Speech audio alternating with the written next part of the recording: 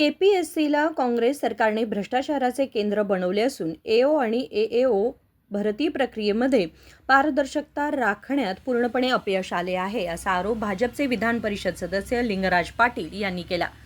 मंगळवारी शहरात आयोजित पत्रकार परिषदेत बोलताना त्यांनी सांगितले की लाखो उमेदवारांच्या भविष्याची सरकार खेळ करत असून गुणवत्तेला सन्मान मिळायला हवा असलेल्या व्यवस्थेत संशयाचं वातावरण निर्माण झालं आहे. ही अत्यंत दुर्दैवी बाब आहे.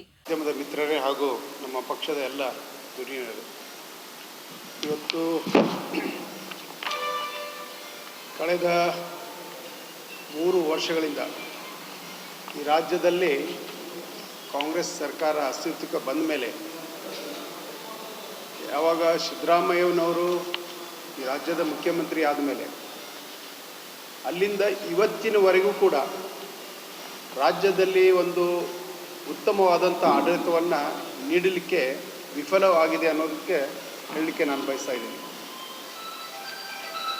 ಸನ್ಮಾನ್ಯ ಸಿದ್ದರಾಮಯ್ಯನವರು ಹಿಂದಿನ ಬಾರಿ ಯಶಸ್ವಿಯಾಗಿ 5 ವರ್ಷ ಮುಖ್ಯಮಂತ್ರಿ ಮಾಡಿದ್ರು ಅಂತ ಅವರು ಹೆಮ್ಮೆಯಿಂದ ಹೇಳ್ಕೊಳ್ತಾರೆ. ಆದರೆ ಈ ಬಾರಿ ಅವರಿಗೆ ಆ ರೀತಿಯ ಒಂದು ಆಡಳಿತವನ್ನು ಕೊಡಲಿಕ್ಕೆ ಯಾಕೆ ಆಗಲಿಲ್ಲ? ಕಳೆದ 2-2.5 ವರ್ಷ ತಾವೆಲ್ಲ ಗಮನಿಸಿದಿರಿ, ಇಡೀ ರಾಜ್ಯವೇ ಗಮನಿಸಿದೆ, ದೇಶವೇ ಗಮನಿಸಿತ್ತು. ಈ ಅಧಿಕಾರ ಹಂಚಿಕೆಯಲ್ಲೇ ಕಳೆದ 2 ವರ್ಷಗಳಿಂದ CM ಕುರ್ಚಿಗಾಗಿ DCM ಏನು DK ಶಿವಕುಮಾರ್ ಇದ್ದರು, ಅವರು ಮತ್ತು CM ಸಿದ್ದರಾಮಯ್ಯನವರ ಒಂದು ಶೀತಲ ಸಮರವನ್ನು ಇಡೀ ರಾಜ್ಯ ನೋಡಿದೆ. ಅದಾದ ನಂತರ 2.5 ವರ್ಷಗಳ ಒಂದು ಒಪ್ಪಂದದಂತೆ ಸಿದ್ದರಾಮಯ್ಯನವರು ಬಿಟ್ಟುಕೊಡ್ಬೇಕಾಯಿತು. 6 ತಿಂಗಳು ಕಾಡಿ ಬಿಟ್ಟುಕೊಟ್ರು. ಸಿದ್ದರಾಮಯ್ಯನವರು ಬಿಟ್ಟ ಮೇಲೆ DK ಶಿವಕುಮಾರ್ ಅವರು ಮುಖ್ಯಮಂತ್ರಿ ಆಗಿದ್ದು ನಾವು ನೋಡಿದ್ವಿ. ಮುಖ್ಯಮಂತ್ರಿಯಾಗಿ 2 ವರ್ಷ 2 ತಿಂಗಳುಗಳಾಯಿತು. ಸರಿಯಾಗಿ ಇವತ್ತು ರಾಜ್ಯದಲ್ಲಿ ಒಂದು ಕಡೆ ಬರದ ಪರಿಸ್ಥಿತಿಯನ್ನು ನಾವು ನೋಡ್ತಾ ಇದ್ದೀವಿ. ಮಳೆಯ ಕೊರತೆ ಇತ್ತು. ಈಗ 2-3 ದಿವಸದಿಂದ ಮಳೆ ಆಗಿದೆ.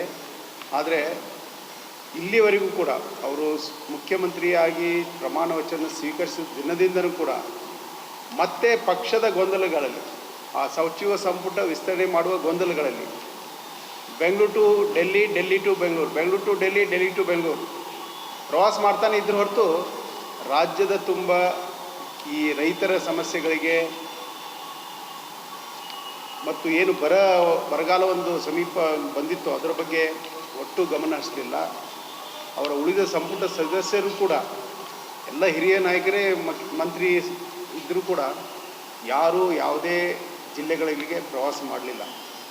ಕೇವಲ ಕುರ್ಚಿಗಾಗಿ, ಮಂತ್ರಿಗಿರಿಗಾಗಿ ಕಳೆದ 3 ವರ್ಷಗಳಿಂದ ಈ ಒಂದು ರಾಜ್ಯ ಕಾಂಗ್ರೆಸ್ ಸರ್ಕಾರ ಆಟ ಆಡ್ತಾ ಇರೋದನ್ನು ನಾವು ನೋಡ್ತಾ ಇದ್ದೀವಿ. ಇಂಥ ಸಂದರ್ಭದಲ್ಲಿ ನಿನ್ನೆ ಗಜಪ್ರಸವದಂತೆ 2 ತಿಂಗಳ ನಂತರ ಸಚಿವ ಸಂಪುಟವನ್ನು ವಿಸ್ತರಣೆ ಮಾಡಿದ್ದಾರೆ.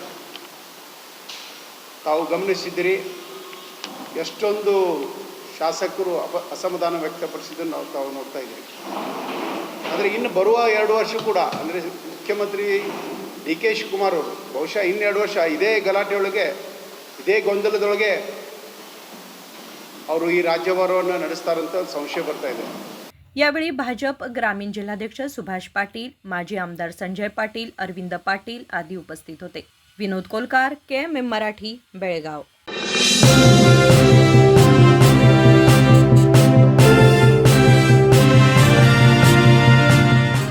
ಫ್ರೆಂಡ್ಸ್, BSCಯ ಅತಿ ದೊಡ್ಡ ಸೇಲ್ ಈಗಾಗಲೇ ಆರಂಭವಾಗಿದೆ.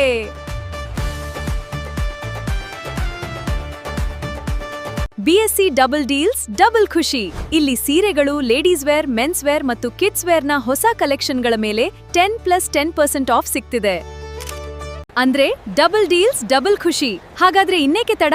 ಇಂದೇ ನಿಮ್ಮ ಕುಟುಂಬದವರೊಂದಿಗೆ BSCಗೆ ಭೇಟಿ ನೀಡಿ ಮತ್ತು ಈ ಅದ್ಭುತ ಡಬಲ್ ಡಿಸ್ಕೌಂಟ್ ಆಫರ್ನ ಪ್ರಯೋಜನವನ್ನ ಪಡೆದಿರಿ. BSCಯ ಅತಿ ದೊಡ್ಡ sale, BSC double discount, double deal, double ಖುಷಿ.